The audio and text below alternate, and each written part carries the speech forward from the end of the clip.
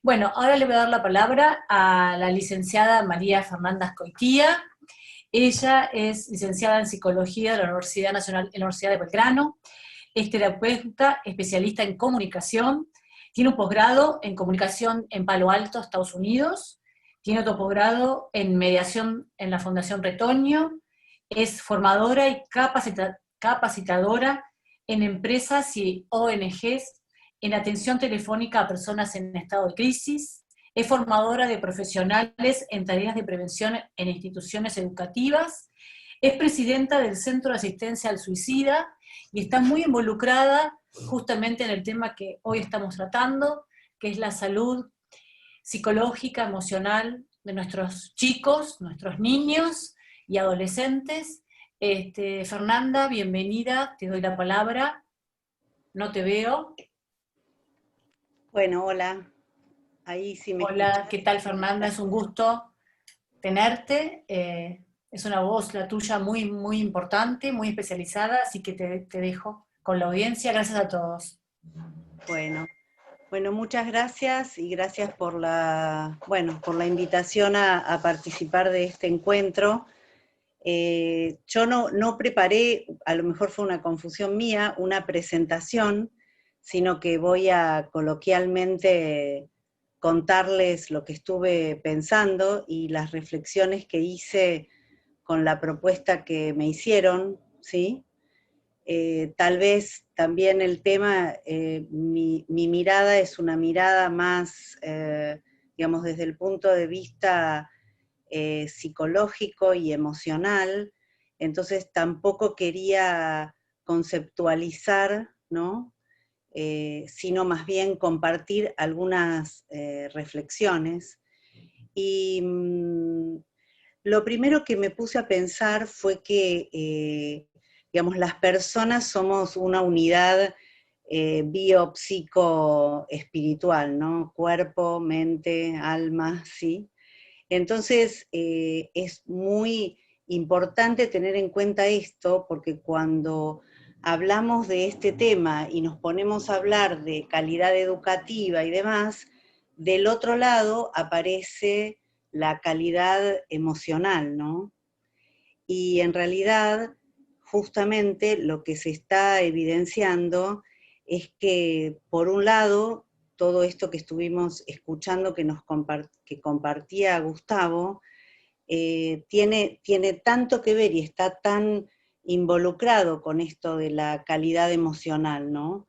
Porque yo pensaba el otro día conversando con algunas personas, cómo la desconexión, ¿sí?, es una nueva forma de desigualdad, en definitiva. Y si no miramos, como decíamos al final de la presentación anterior, cada situación en particular, entonces vamos a profundizar cada vez más lo que ya venía dándose desde antes y que la pandemia no vino más que a poner en blanco y negro, ¿no? A acentuarlo cada vez más.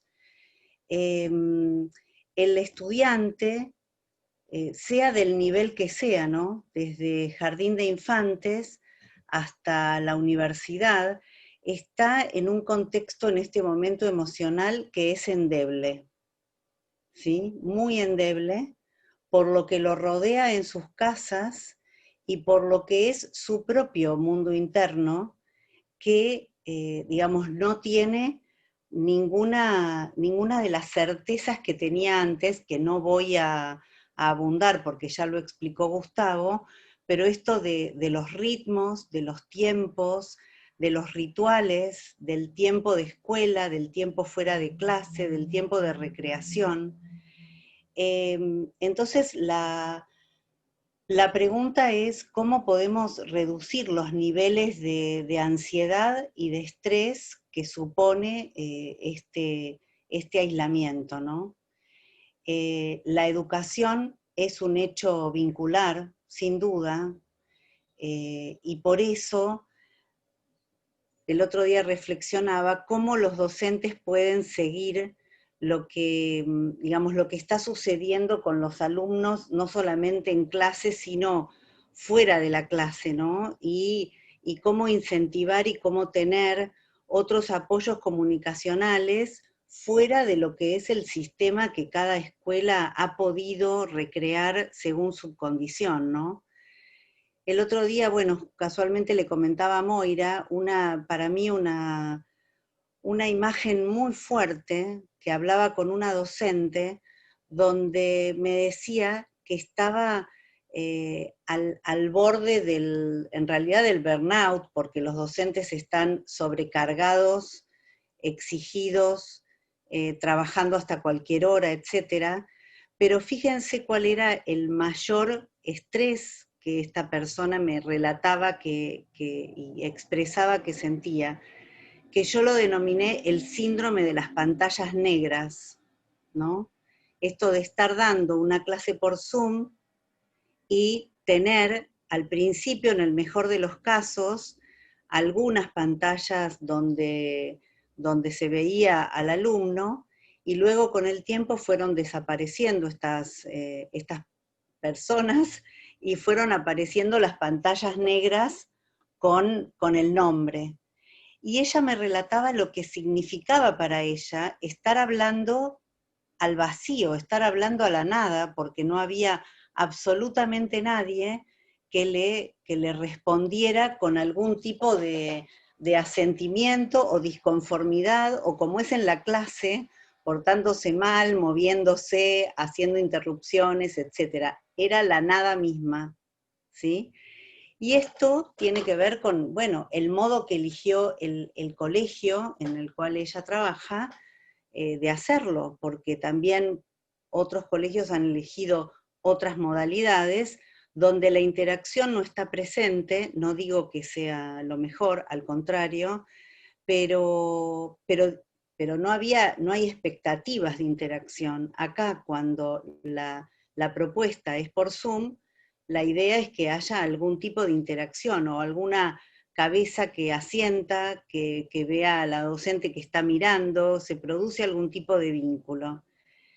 El tema de este impacto psicológico, tanto en niños, adolescentes y en estudiantes universitarios, como en los docentes, es fuerte, lo estamos percibiendo ya en las consultas, en los consultorios, en la línea de ayuda, ¿sí?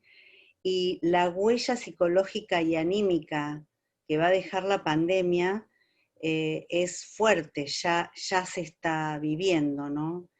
Ahora, frente a esto, yo pensaba, y con algunas de las personas con las que interactúo en este tiempo, cómo los colegios, además de todo lo que comentó Gustavo Yaes antes, en función de las zonas en donde están, creo que sigo también esa línea, significan en muchos casos también contención, pertenencia, hábitos, la inclusión de lo deportivo, además del contenido académico específico, y todo esto se ha perdido. Tal vez, bueno, es un ejemplo muy particular, pero lo pongo que tal vez es extremo, pero así como ese, tengo de varios lugares del país, a través del centro que presido y del cual soy voluntaria. Estuve bastante en contacto en los últimos 2 meses con una localidad del Chaco, Miraflores, al borde del impenetrable, justo en el borde. Miraflores tiene una escuela a la cual asisten niños y niñas y adolescentes de muchas poblaciones rurales, que muchos son caseríos, no sé, para los que no conocen, para los que conocen lo podrán imaginar, en su gran mayoría de las comunidades Qom y Wichi, y se produjeron en esta pandemia, en estos últimos meses, 3 suicidios de 3 adolescentes. La impotencia de esta escuela frente a esta realidad, cuando la escuela era la posibilidad de la contención, de la continuidad de verlos todos los días, de poder acercarse, etc. Entonces, la desesperación de qué hacer, porque además lo que tenemos que agregar es que en esa zona la conectividad no existe y en el mejor de los casos existe un teléfono celular por familia, en el mejor de los casos, ¿sí? Entonces, los docentes han desafiado su creatividad y toda su buena voluntad para poder llegar a estos chicos enviando tareas por WhatsApp, pero todo esto es muy limitado. Pero su gran preocupación tenía que ver con la situación anímica, psicológica, emocional de todos estos chicos, ¿sí? Por supuesto, hay ONGs que trabajan en la zona, nos convocaron, hay otra ONG que se llama Sembrar Futuro, que tiene padrinos, elaboraron toda una propuesta de llegar a través de las radios, porque son lugares donde escuchan mucha radio, entonces la posibilidad de acercarlos y que participen, etc. ¿Por qué traigo este ejemplo? Por esto de que la escuela no es, además de todo el contenido académico, formal, contención, por eso repito, contención, pertenencia, hábitos, ¿sí? Lo deportivo, y además en esa zona, si bien Chaco ha tenido índices muy altos, sobre todo al principio, tengo que ser sincera, no lo sé actualmente, pero en toda esa zona de Castelli, que son los que proveían la contención psicológica, porque es donde hay un hospital y donde hay psicólogos, a Miraflores, y en Miraflores no había casos de COVID. Con lo cual podría haber habido instancias de algún tipo de reunión, de acercamiento al aire libre, con increíble distancia social, ¿sí? Que podrían haberla cumplido, pero esto no lo podían hacer porque no estaban habilitados, ¿sí? Entonces, los equipos de salud y los psicólogos fueron, se acercaron, estuvieron con las familias, etcétera, pero la escuela no podía más que reunirse en Zoom, como estamos ahora nosotros, con algunas personas como para pensar juntos cómo llegar a estos chicos. Bueno, lo traigo como un ejemplo de la profunda incidencia que tiene la falta de asistencia a lo escolar de alguna manera. ¿Por qué? Porque acá en las ciudades grandes, ¿en qué estamos pensando? Estamos pensando, cosa que es muy importante, y desde el punto de vista psicológico fundamental, en hábitos, en rituales. Por ejemplo, los chicos que terminan preescolar, los que terminan séptimo grado, los que terminan quinto año. ¿De qué modo podemos hacer que esto sea posible de un modo controlado, cuidado, en otros ámbitos, ¿sí? ¿Y cuál es la perspectiva de futuro, no? La perspectiva de futuro, si pudiéramos empezar, insisto que mi mirada es la psicológica, ¿no? Pero si pudiéramos empezar a mirar y a pensar juntos ideas, estrategias, protocolos especiales pensados por toda la comunidad, que incluso algunos hasta podrían ser optativos, ¿sí? Digo con toda la comunidad porque pueden participar los docentes, pueden participar los padres, ¿sí? En esto de los colegios que tienen patios grandes, los colegios que tienen parques cerca, ¿sí? Donde pudieran retomar algunas de las actividades e inclusive poder ir, porque, bueno, la realidad, un gran maestro mío dice, la madurez es hacer una alianza con la realidad, o sea que la realidad es la pandemia, ¿no? Con lo cual yo no estoy proponiendo, olvidémonos de que hay una pandemia, pero la propuesta es cómo podemos integrarnos en esta pandemia con modos creativos al modo de que de que podamos llegar tal vez a un sistema que sea mixto, donde lo virtual y lo presencial especial, diría yo, en lugares abiertos, etcétera, nos permita recuperar los vínculos sociales y la interacción con los docentes y entre los chicos entre sí. Y que además esto, y está comprobado también desde mi especialidad, que esa recreación de lo social potencia y es una sinergia muy importante para el aprendizaje de los contenidos, ¿sí? No quiero entrar en mucho detalle técnico, pero en realidad es así, porque el bienestar emocional y psicológico predispone de otro modo al aprendizaje. Si no, bueno, sabemos, y lo estaba mencionando hace un rato, la huella anímica que está dejando esta pandemia, ¿no?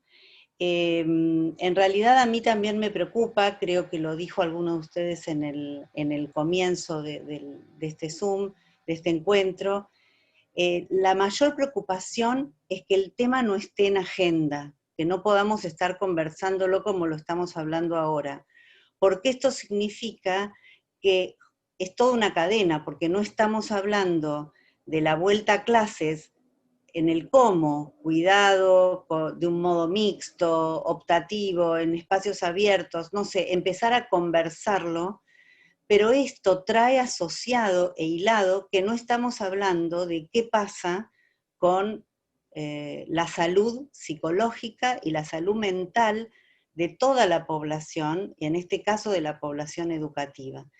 Y nosotros desde los lugares en donde participo estamos observando que la salud mental está en riesgo, además en una época donde, de nuevo, así como la desconexión es una nueva forma de desigualdad, la atención en salud mental también también está en esa misma dimensión de desigualdad, porque a nuestra línea telefónica llama mucha gente en situaciones muy difíciles y no pueden acceder a la atención en salud mental pública porque todo está afectado a COVID, entonces no hay recursos a donde podamos enviar a la gente. Luego, los que tenemos el privilegio de tener una prepaga o los medios como para poder pagar un profesional, podemos hacerlo presencialmente, por Zoom, etcétera, pero podemos hacerlo. Pero el deterioro en algunos ámbitos es muy notable. Para cerrar, nada más, y después si quieren respondo preguntas, eh, esto de la desigualdad se nota desde los colegios, muchos han establecido reglas que son importantes porque, bueno, esto, por ejemplo, de que las pantallas no estén negras, que los alumnos estén, incluso en algunos conozco que hasta después los chicos de la mitad para abajo están con pijama, pero arriba tienen que estar con el uniforme de colegio, tienen que estar presentes, están hablando, etcétera. Podemos considerar, no sé, es tonto, cada uno puede pensar lo que quiera, pero el colegio estableció algunos códigos de convivencia en la virtualidad, ¿no? Pero estos son colegios que pueden hacerlo porque todo su alumnado dispone de esos medios. Luego vamos pasando por todas las opciones y posibilidades y llegamos a todos estos lugares mucho más carenciados, donde además la deserción, bueno, el informe de UNICEF sobre suicidio el año pasado ya mencionaba, de suicidio adolescente, perdón, ya mencionaba que la deserción escolar es uno de los factores de riesgo más importantes digamos, de riesgo suicida, ¿no? Y hoy estamos comprobando que la deserción escolar en muchos ámbitos es un hecho, ¿no? Eh, Empecé diciendo, las personas somos una unidad, porque, bueno, todo esto nos afecta en todo nuestro ser integral. Y bueno, este contexto emocional endeble donde los chicos están, compartiendo con padres que también tienen sus propias preocupaciones, con dificultades que tienen que ver con el aislamiento, con los estados de ánimo, con la preocupación por lo económico, con la preocupación por la política, por el caos y la violencia, etc. En ese medio, los chicos están necesitando que el papá le preste su teléfono o que le preste una computadora y en qué momento, etc. A todo eso me refiero como ámbito endeble, ¿no? Bueno, no sé si me pasé de tiempo, pero quería hacer como un popurrí de cuáles son los coletazos que me llegan como para poder después conversar o responder algunas preguntas. No, buenísimo, Fernanda, no te pasaste nada. Muy interesante tu visión. Tengo unas cuantas preguntas que ya me han hecho mientras hablabas. Te súper agradezco. A mí me gustaría también que vos profundices un poco después sobre el Centro de Ayuda al Suicida, si han tenido más casos ahora que antes, qué ha pasado, vos me comentaste que estaban desbordados. Bueno, un poco tu experiencia también en ese ámbito, no necesariamente solo en lo educacional y en lo que implica que los chicos no estén en la escuela, pero eso lo podemos dejar para después. Muchísimas gracias, Fernanda. Hoy era el día de, ¿eso querés agregar? Eso me Bueno, gustaría que lo digas. justamente hoy es el Día Mundial de la Prevención de Suicidio. Casualidad o no, pero es hoy, es una fecha que dedicó la OMS y la IASP, que es la Asociación Internacional, recién en el año 2003. Es interesante esto porque siempre estas fechas se ponen para ayudar a concientizar y visibilizar las distintas problemáticas y temáticas, y el suicidio recién en el 2003, ¿no? Lo cual es una muestra de, digamos, lo tabú y estigmático que es esta problemática, pero bueno, hoy por suerte, allá hace varios años que hay muchas organizaciones, casi todas ONGs, que se dedican a este tema, que hacen mucho que a veces nos suena a poco o insuficiente, pero es mejor que nada. Y hoy, bueno, quería comentar la dirección de espacio público, se llama, de la ciudad, ha iluminado 3 edificios que son el Planetario, el Puente de la Mujer y el Monumento a los Españoles de color amarillo, que es el amarillo es el símbolo, el color de la prevención de suicidio, y que es una problemática en la que todos podemos aportar algo desde la escucha, la contención, y este tema que estamos hablando hoy está directamente relacionado, porque muchas de las cosas que hemos mencionado tienen que ver con factores de riesgo, ¿no? Pero bueno, no quiero abundar porque es otro tema. Bueno, muchísimas gracias, Fernanda, un gusto. Gracias por compartir tu experiencia.